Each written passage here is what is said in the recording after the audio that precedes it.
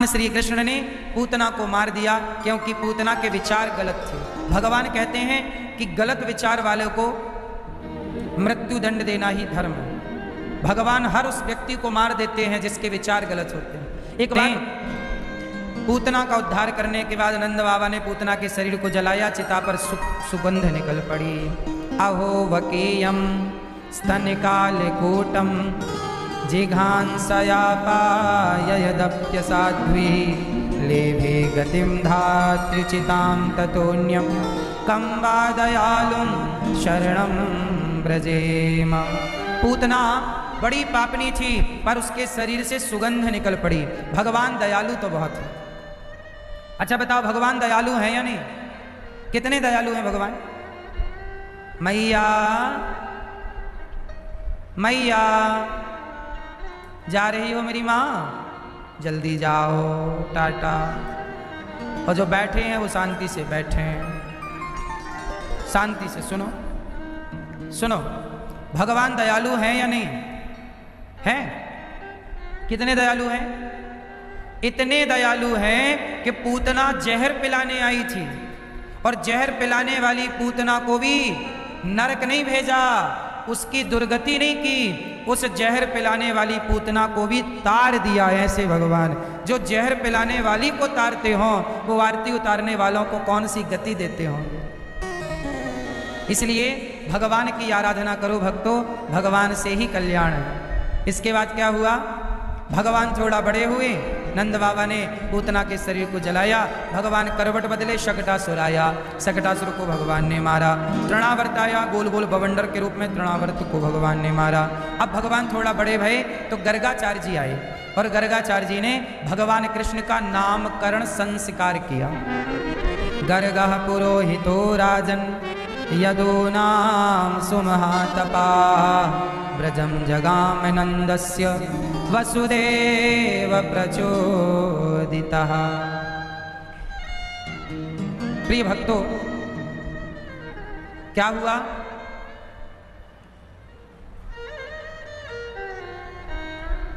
भगवान का नामकरण संस्कार गर्गाचार्य जी ने किया। क्या नाम रखा? यशोदा, ये आपके पुत्र का नाम होगा कृष्ण, और रोहिणी मैया आपके पुत्र का नाम होगा बलदाऊ, बलराम। राम होगा, बल अधिक होने से लोग कहेंगे बलराम। कृष्ण और बलराम। अच्छा, भगवान श्री कृष्ण के कितने नाम हैं? बोलो। भगवान कृष्ण के कितने नाम हैं? कृष्ण उनका नाम है। भगवान का नाम मुख्य नाम है कृष्ण, पर कृष्ण जी के नाम कितने हैं? कितने? सहस्त्र, हजारों। गोपाल सहस्त्र नाम में भगवान के 1000 नाम है। भगवान कृष्ण के हजारों नाम हैं। गोविंद उनका नाम, गोपाल उनका नाम, मनमोहन उनका नाम, मदन मुरारी उनका नाम, जगन्नाथ उनका नाम, बिहारी जी उनका नाम, राधा रमण जी, राधा वल्लभ जी, दामोदर, द्वारिकाधीश, है ना, नंद नंदन, यशोदा नंदन, कलुआ। कन्हैया का एक नाम क्या है? कलुआ। बलराम जी का नाम बलुआ, कलुआ बलुआ। भगवान का एक नाम है कालिया। क्या नाम है? कालिया। तो भगवान के नाम बहुत हैं। भगवान का एक नाम है नारायण, एक नाम है विष्णु, एक नाम है हरि। बोलो हाँ। भगवान के अनंत नाम, उन अनंत नामों में एक नाम है कृष्ण। बोलिए कृष्ण कन्हैया लाल की। नामकरण हुआ। भगवान अब छोटे से थोड़ा बड़े हो गए। बड़े हुए तो घुटनों पर चलने लग गए। अब भगवान मक्खन खाने लग गए। मक्खन मटकी से निकाल के खाने लग गए। मैया बोली, लाला तूने माखन खा लिया, तूने बताया नहीं, चोरी से खाया? ना मैया, मैंने चोरी से ना खाया। गोपियां शिकायत करने आई, अरे मैया तेरे लाला ने हमारे घर में घुस के मक्खन खा लियो। कन्हैया को मक्खन इतना प्रिय है कि भगवान घरों में घुस घुस के, दूसरों के घरों में घुस के मक्खन खा जाते हैं। और आज के बच्चे घर में मक्खन निकाल के दो तो नहीं खाते। आप लोग मक्खन खाते हो? क्यों? होता है मक्खन घर पे? गैया है? क्यों? घर पे गैया है? नहीं। फिर मक्खन कैसे होगा? बाजार के भरोसे ना रहो। बाजार का मक्खन मक्खन थोड़ी है, मिलावटी है। मक्खन तो शुद्ध हो। भगवान की लीला यही तो मैसेज देती है कि यदि आपके घर में गैया है तो गैया के होने से शुद्ध दूध मिलेगा, शुद्ध दही मिलेगा, शुद्ध मक्खन मिलेगा, शुद्ध छाछ, शुद्ध लस्सी, शुद्ध पनीर। आज आप लोग शुद्धता कुछ भी नहीं ग्रहण करते। पनीर बाजार में नकली, दही बाजार में नकली, मिलावटी, घी बाजार में नकली। घी नकली मिल रहा बाजार में कि असली?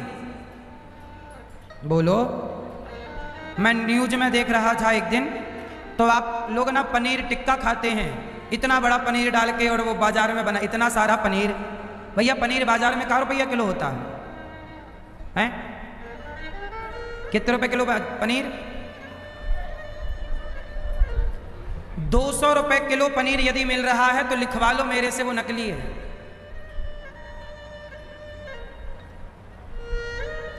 बाजार में देखो, सोना यदि 1 लाख रुपए तोला है और आपको कोई 50,000 रुपए तोला दे रहा है, इसका मतलब कुछ गड़बड़ है। बोलो हाँ। आप लोग सस्ते के चक्कर में जहर भी खरीद लेते हैं। भाई सस्ता है, खा लो और मर जाओ। पनीर बनता दूध से है। कितने किलो दूध का 1 किलो पनीर बनेगा, इसकी गणित निकाल लीजिएगा। उसकी लीगल कॉस्ट कम से कम अच्छी खासी है। आपको बाजार में जो पनीर टिक्का मिलता है वो सस्ता पनीर, नकली पनीर है, मिलावटी, और आप खाते हैं। इसलिए आपको हर चौथे दिन महीने में 4 बार डॉक्टर के यहाँ हाजिरी लगानी पड़ती। जी सर, आ गया।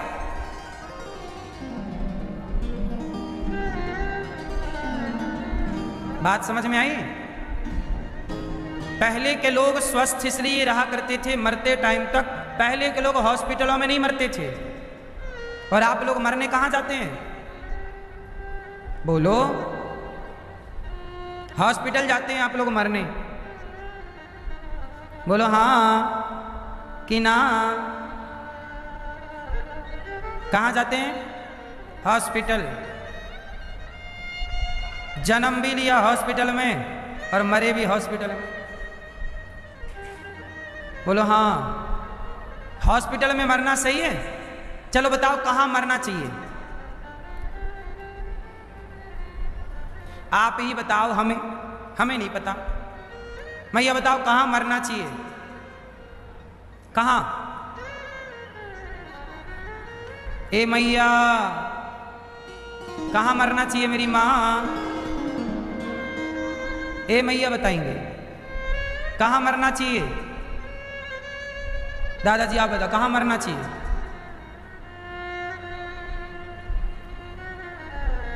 कैसे मरना चाहिए? कैसे मरना चाहिए बताओ?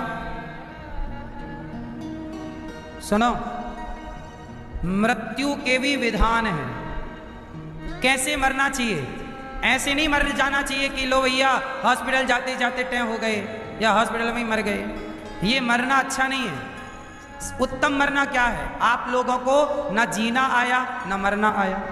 मरना भी एक कला है। कैसे मरे? अनशन करके मरना चाहिए। क्या करके मरना चाहिए? अनशन। क्या करके मरना चाहिए? अनशन करके।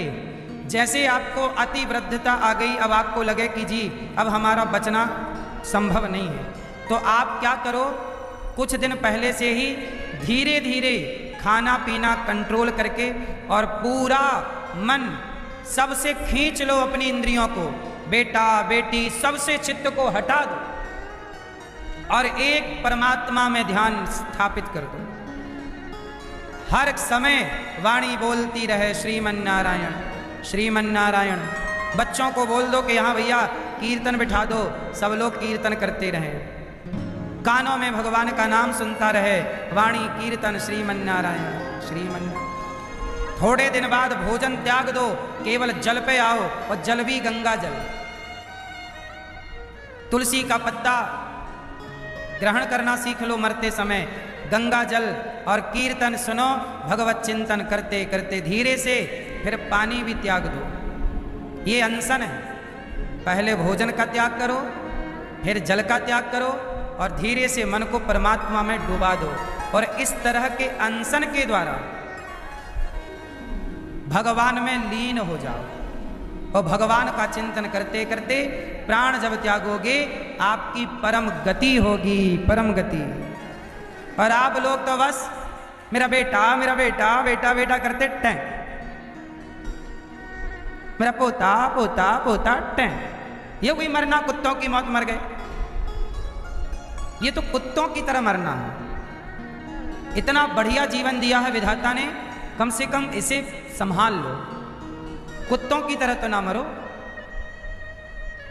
उत्तम मरना भला कहां। अब आप लोग क्या करते हैं, आप लोग इतना अज्ञान में जीते और मरते हैं कि आप लोग जब मरने वाले होते हैं ना, आप रोते, ए भैया बेटा को दिखाओ एक बार, बेटा लाओ, बेटा कहाँ, बेटा तुम आओ मरने वाला, ए पोता कहाँ भैया, मरने वाले पोता को दिखाओ। आप तो मर रहे हो और याद किसी कर रहे हो, बेटा पोता बुलाओ, बेटी को बुला दो एक बार, उसे और देख लें। सारी जिंदगी देखा फिर भी पेट नहीं भरा। अब मरते समय जिसमें मन लगना चाहिए, जिससे कल्याण होगा, वहां तुम्हारा मन जा नहीं रहा है। जिनके लिए सारी जिंदगी मरे, उन्हीं बेटा बेटी परिवार में मन लगाए लगाए मर गए। तुम्हारी दुर्गति ना होगी तो क्या होगी? तुमसे मरना भी तो नहीं आया। तुम कितने भी अब कुछ कर लो, पिंड पिंड दान ठीक है, लेकिन जब जो कर्म किए हो वो तो अवश्य में भोक्तव्यम। एक समय बाद सुनिश्चित कर लो कि आपको परिवार से मन हटाकर, अब आप लोग मरते हो, आप मरे नहीं हैं कि लोग आके आपकी खोपड़ी में बैठ के रोने लग जाते हैं, अरे मरने लगे, हाँ बोलो हाँ। रिश्तेदार पहुंच जाते हैं, परिवार पहुंच जाता है, मरा नहीं है, और चालू। और इतनी धक्का मुक्की करते कई बार तो मरने वाले के ऊपर गिर जाते हैं, इतनी धक्का मुक्की करते हैं मरने वाले के पास। और लोग क्या कहते हैं मरने टाइम, हमें पहचानो, हमें। जो जाता है सब क्या बोलता है, हमें पहचानो, हमें। क्यों मैया, जब आप किसी के मरने में जाती हो तो क्या बोलती हो, हाथ हिला हिला के, भैया हमें पहचानो, हमें। लो तुम्हें क्या पहचान के करेगा, क्या उसकी अपनी दुर्गति कराएगा? तुम्हें पहचानने से मिलना क्या है? और ये बताओ सही बात है कि गलत है? दुनिया यही कहती ना, हमें पहचानो। कोई नहीं कहता कि भगवान को पहचानो। आपको पहचान भी गए तो फायदा क्या है? ये समय तुम्हें और हमें पहचानने का नहीं है, ये समय तो केवल भगवान को पहचानने का है, ईश्वर को पहचानने का। और एक बात बताऊं, मरने के पहले आदमी दिन 2 दिन पहले से ही खाना पीना अपने आप छोड़ ही देता है। ये बात सही है कि गलत है? तो जब प्रकृति छुड़ा ही देती है खाना पीना, तो तुम 4 दिन पहले अपने से छोड़ के क्यों नहीं ईश्वर में तल्लीन हो जाते? क्यों नहीं थोड़ी सी मरने की साधना कर लेते? इससे तुम्हारा 84 का चक्कर बच जाएगा, तुम्हारी परम गति होगी। और दुनिया की गोद में मरोगे तो फिर मरते ही रहोगे, बार बार जन्म लोगे, फिर मरोगे, फिर जन्म मरणम पुनरपि जननम पुनरपि मरणम पुनरपि जननी जठरे शयनम। बोलो हाँ।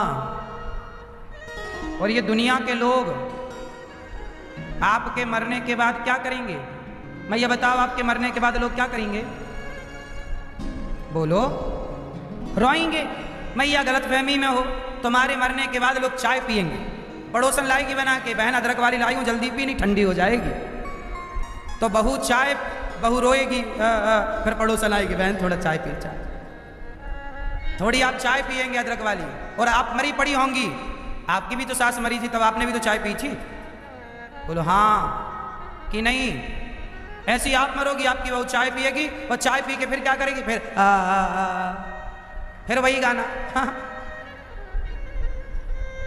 ये सत्य है, इसे आप मानो ना मानो। आप मर गए, इससे किसी का कुछ नहीं बिगड़ रहा है। लोग अपना चाय पीना भी नहीं छोड़ेंगे, अदरक वाली।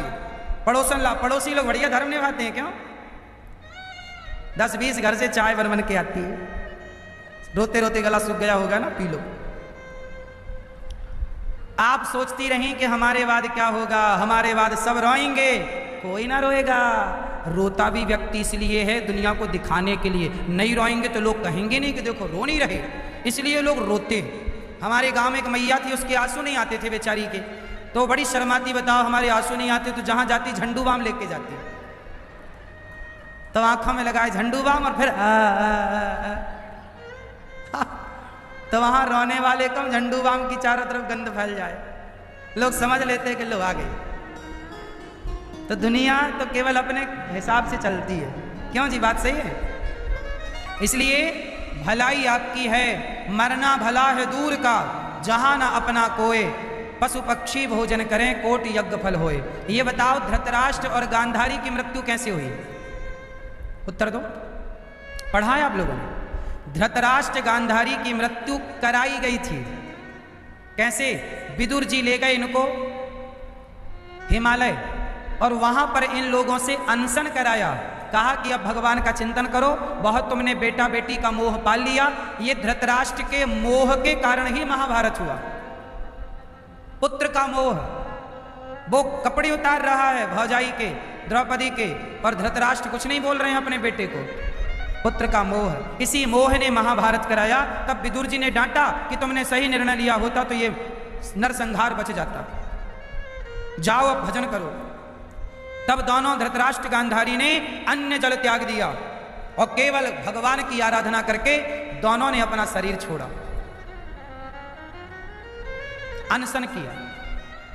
और आप लोग मरने के दिन तक खाते हो, ठूस ठूस के खाते हो, रोटी से मन नहीं हट रहा है तुम्हारा, सबसे मन को हटाओ। यहां तक कि परिवार का मोह, क्या साहब, रोटी का भी मोह छूटना चाहिए, जल का मोह भी छूटना चाहिए। जब बहुत प्यास लगे तो थोड़ा जल पी लो, वरना अब ईश्वर की तपस्या कैसे होती है, बड़े बड़े साधक कैसी तपस्या खा खा के करते हैं क्या। ईश्वर की आराधना आखिरी आराधना है, ईश्वर का आखिरी चिंतन है। हर समय चिंतन करो भगवान का। तो भगवान की जो कथाएं हैं, लीलाएं हैं, उनका गुणगान करो, भगवान की लीलाओं का गुणगान करो, चिंतन करो।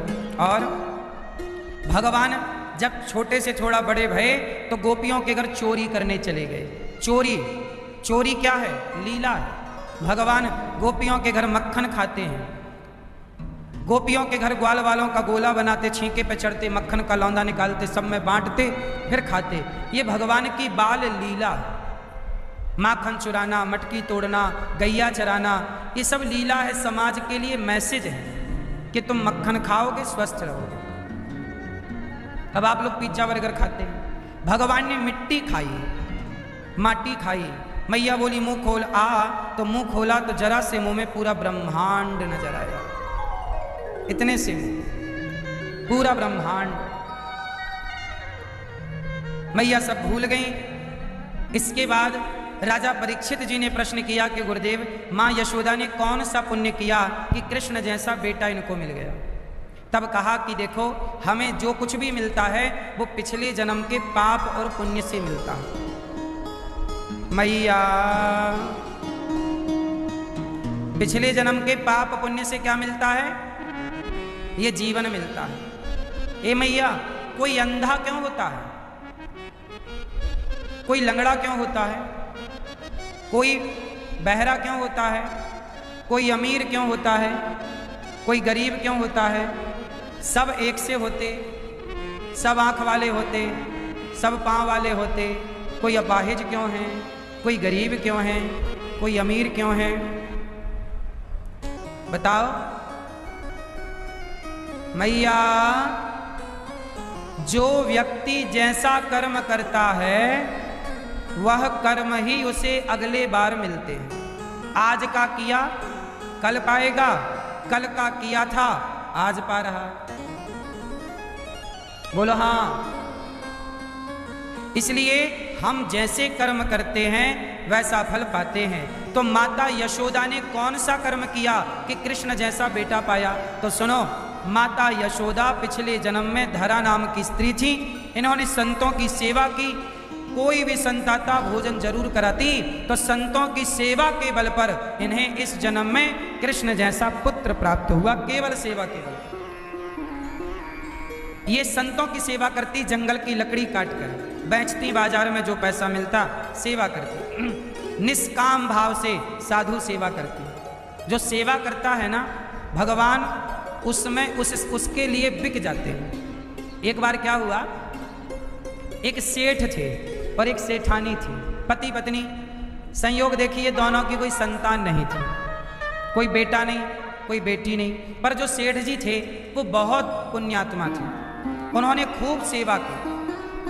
कोई भी संत आए, गरीब आए, भूखा आए, तो सेठानी अपने हाथ से बना बनाकर संतों की सेवा करती। जवानी थी सेठानी की, तो खूब सेवा की। पर सेठानी का आ गया बुढ़ापा।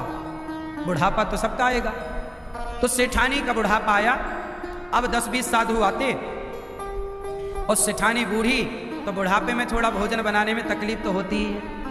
तो सेठ और सेठानी दोनों एक दिन बैठे, रोज पूजा करते दोनों पति पत्नी, और दोनों के बेटा नहीं था। लेकिन वो कभी भगवान से ये नहीं कहते कि आपने हमें बेटा क्यों नहीं दिया। खूब बड़ी भक्ति करते, दिन भर भगवान का चिंतन और सेवा, भगवान का चिंतन और सेवा, और कोई काम नहीं। और भगवान का दिया घर में धन धान्य बहुत था, उनका अच्छा खासा व्यापार था। वो जो भी पैसा कमाते उससे साधु सेवा करते, और खूब बढ़िया, दोनों खुश थे।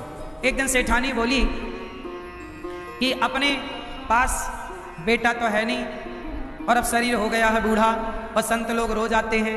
अब संतों को मना भी नहीं कर सकते कि हम बूढ़े हो गए हैं, भोजन कैसे बनाएं। तो सेठानी बोली कि अपने पति से, स्वामी कोई बढ़िया नौकर मिल जाए, कोई बढ़िया नौकर मिल जाए तो काम बढ़िया हो जाए। एक बढ़िया नौकर की चाह है। तो सेठ जी बोले, अच्छा मैं ढूंढता हूं कोई बढ़िया नौकर हो जो साधु सेवा कर सके और तुम्हारा सहयोग कर सके थोड़ा भोजन बनाने में। तो सेठानी बोली, बड़ी कृपा हो जाएगी, कोई एक आदमी मिल जाए सेवा के लिए, क्योंकि बड़ा कठिन हो गया है अब। सेठ जी बोले ठीक है। ये बात हुई रात को। उस सवेरे सेठ जी सवेरे पूजा पाठ करके थोड़ा टहलने निकले, तो उसको रास्ते में स्वयं भगवान की बड़ी सेवा करते ना वो लोग, दोनों सेठ सेठानी पति पत्नी। तो भगवान